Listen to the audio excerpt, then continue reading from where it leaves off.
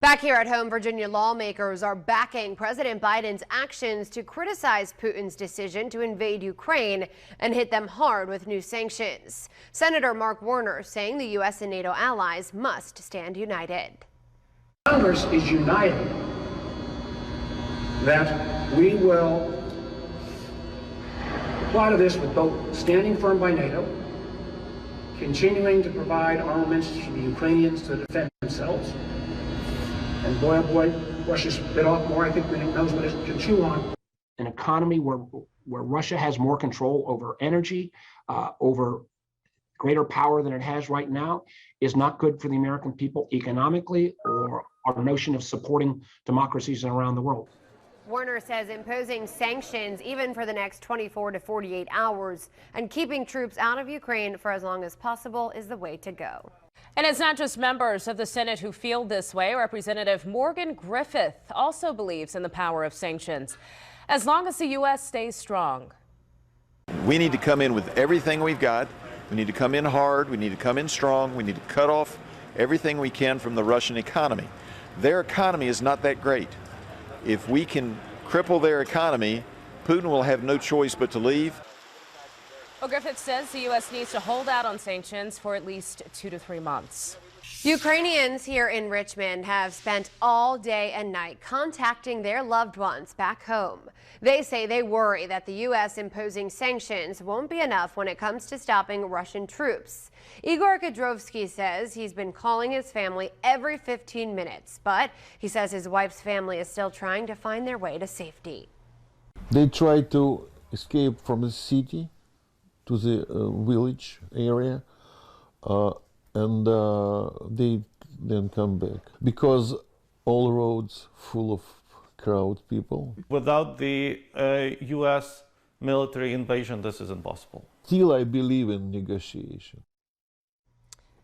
Despite all of these recent events, Igor says they are trying to remain optimistic as they move forward.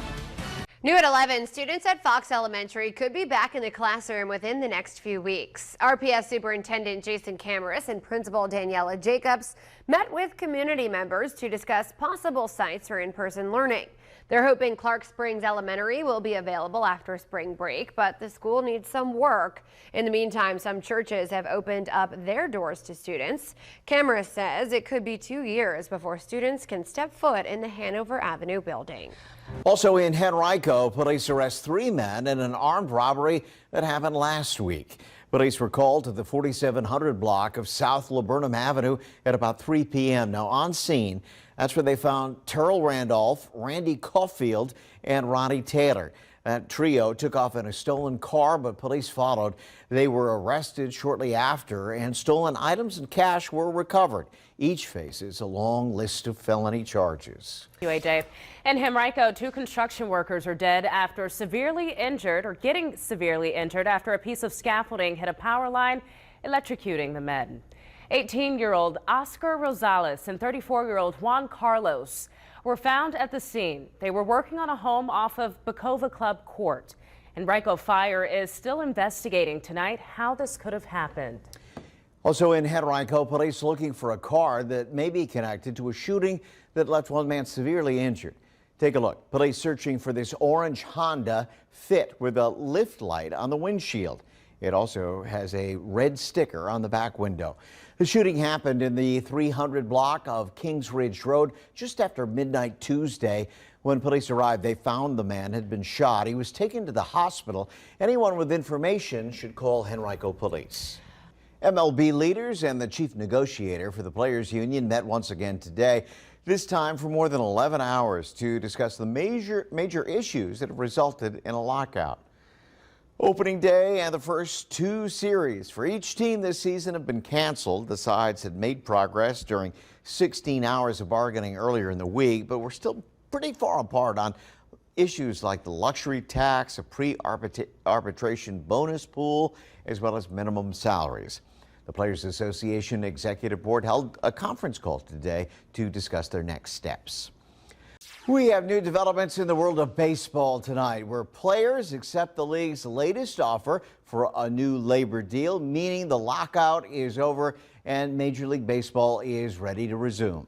Players still need to ratify the contract, as do MLB owners, who expect to vote tonight. If approved, it would end this 99-day lockout and salvage a full 162 regular season, which would begin April 7th. 5 people hurt, more than a dozen forced from their homes. This after an apartment fire.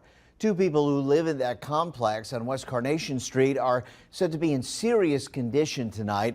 Another person was treated at the scene. 2 firefighters also hurt, but are expected to be okay. One man was actually seen jumping off his second-story balcony to escape the flames. It just felt like everything was just happening so fast. I'm seeing the flames, I'm hearing explosions, so I'm thinking, is this real? Am I dreaming? Am I in a movie or something like that? Tonight, 13 people have no place to sleep. Officials believe that fire was an accident and started in the kitchen of one of the units. Well, coming up tonight, a teacher was caught on video smacking a student so hard that he falls to the ground. Find out what prompted his reaction and the repercussions he's now facing. And be on the lookout for scammers posing as charities helping the effort in Ukraine.